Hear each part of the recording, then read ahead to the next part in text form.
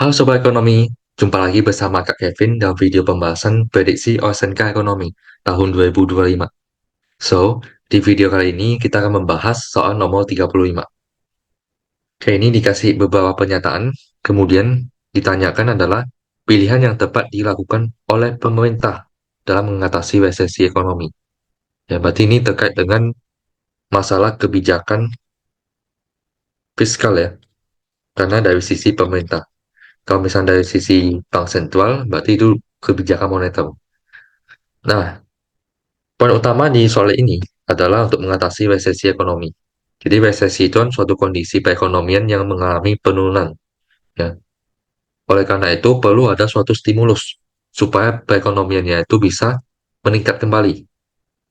Nah untuk itu perlu yang namanya kebijakan fiskal ekspansif. Ya. Kebijakan fiskal ekspansif ini bisa dicapai melalui beberapa cara. Misalkan yang pertama itu dari segi pajak. Ya.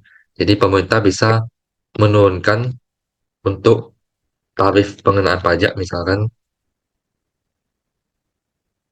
sehingga kalau misalnya tarif pajaknya turun, otomatis jumlah uang yang bisa disimpan oleh masyarakat atau oleh perusahaan itu meningkat, sehingga jumlah uang ini bisa digunakan untuk ekspansi atau untuk investasi lainnya yang akan meningkatkan perekonomian.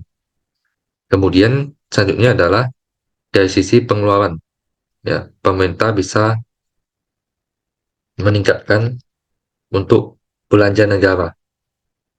Jadi misalkan untuk sejumlah proyek-proyek investasi ataupun proyek pembangunan itu bisa ditingkatkan.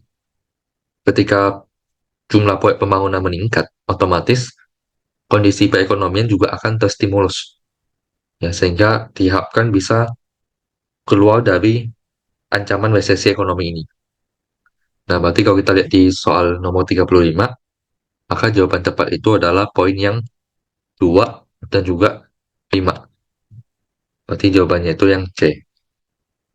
Oke, sekian untuk pembahasan soal nomor 35. Kita jumpa lagi di pembahasan soal-soal berikutnya.